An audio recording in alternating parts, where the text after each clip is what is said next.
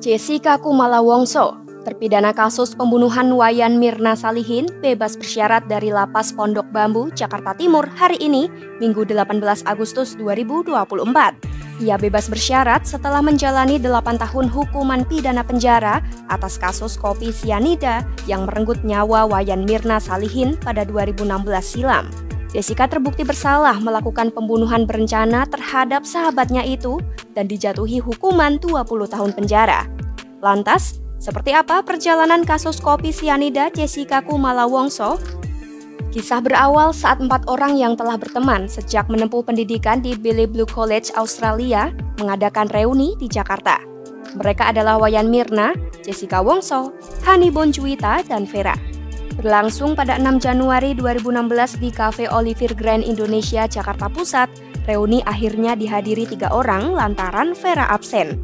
Kala itu, Jessica lebih dulu tiba di kafe sebelum pukul 4 sore untuk menghindari kebijakan 3-in-1 alias satu mobil minimal berisi 3 orang. Ia lalu berinisiatif memesan es kopi Vietnam dan 2 koktail. Setelah pesanan tiba, Mirna pun sampai di kafe bersama Hani. Mereka mendatangi Jessica yang sudah menunggu di meja nomor 54 dan saling bertegur sapa. Mirna pun meminum es kopi Vietnam yang telah dipesankan untuknya. Namun naas, Mirna malah kejang-kejang, tak sadarkan diri. Mulut Mirna pun mengeluarkan buih sebelum dibawa ke klinik di Grand Indonesia.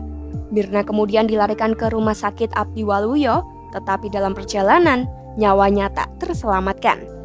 Merasa janggal, ayah Mirna, Edi Darmawan Salihin, lantas melaporkan kejadian ini ke Polsek Metro Tanah Abang pada malam itu juga.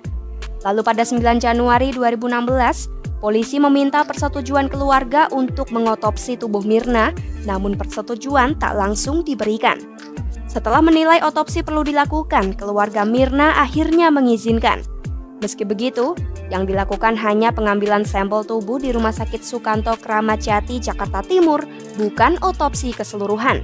Jenazah Mirna selanjutnya dibawa ke TPU Gunung Gadung di Bogor, Jawa Barat untuk dimakamkan pada 10 Januari 2016. 6 hari setelah pemakaman, polisi mengungkap ditemukan zat sianida di dalam kopi Mirna.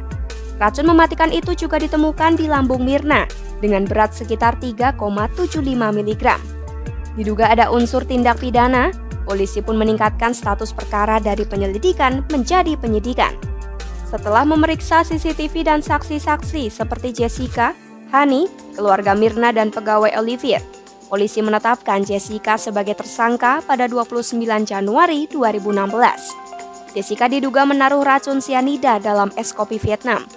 Perempuan berambut panjang itu lantas ditangkap keesokan harinya di sebuah hotel di Jakarta Utara. Jessica kemudian menjalani pemeriksaan, termasuk tes kejiwaan untuk mengetahui motif dibalik pembunuhan Mirna. Sebelum sidang perdana, pihak Jessica mengajukan pra-peradilan ke Pengadilan Negeri Jakarta Pusat pada 16 Februari 2016. Hal itu dilakukan karena salah satu kuasa hukumnya, Yudi Wibowo, menilai penetapan dan penahanan Jessica tidak sah. Namun PN Jakarta menolak pra-peradilan karena dianggap salah alamat. Persidangan kasus pembunuhan Mirna pun digelar pada 15 Juli 2016. Saat itu jaksa mendakwa Jessica dengan dakwaan tunggal pasal 340 Kitab KUHP tentang pembunuhan berencana dan ancaman hukuman maksimal pidana mati. Tim kuasa hukum Jessica langsung keberatan atas dakwaan itu. Melalui nota keberatan atau eksepsi, dakwaan jaksa disebut terlalu dangkal.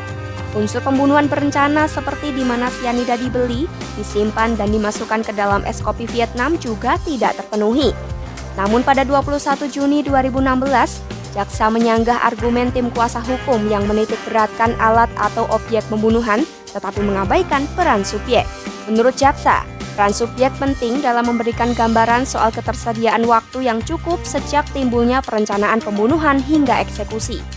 Jaksa juga menyebut pembunuhan dengan racun sudah dianggap sebagai pembunuhan berencana. Butuh 32 kali persidangan dan puluhan saksi untuk dihadapkan di meja pengadilan sebelum akhirnya hakim menjatuhkan putusan.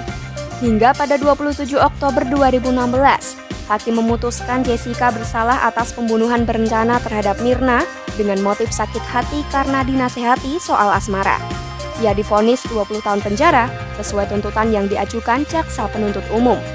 Setelah mendengar vonis hakim, Jessica mengajukan banding ke Pengadilan Tinggi DKI Jakarta.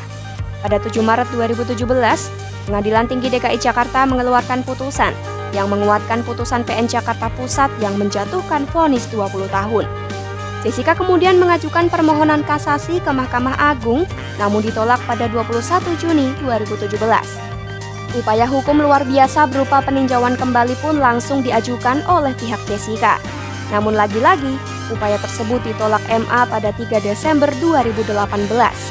Jessica Wongso akhirnya mendekam di Rutan Pondok Bambu, Jakarta Timur untuk menjalani vonis hukuman 20 tahun penjara. Kini, Kemenkumham menyatakan Jessica bebas bersyarat karena sistem penilaian pembinaan narapidana menunjukkan dirinya berkelakuan baik dan mendapat berbagai keringanan hukuman. Namun, ia baru akan berstatus bebas murni pada 27 Maret 2032. Meski telah menghirup udara bebas, Jessica wajib lapor dan menjalani bimbingan ke Balai Pemasyarakatan Kelas 1 Jakarta Timur Utara hingga 2032.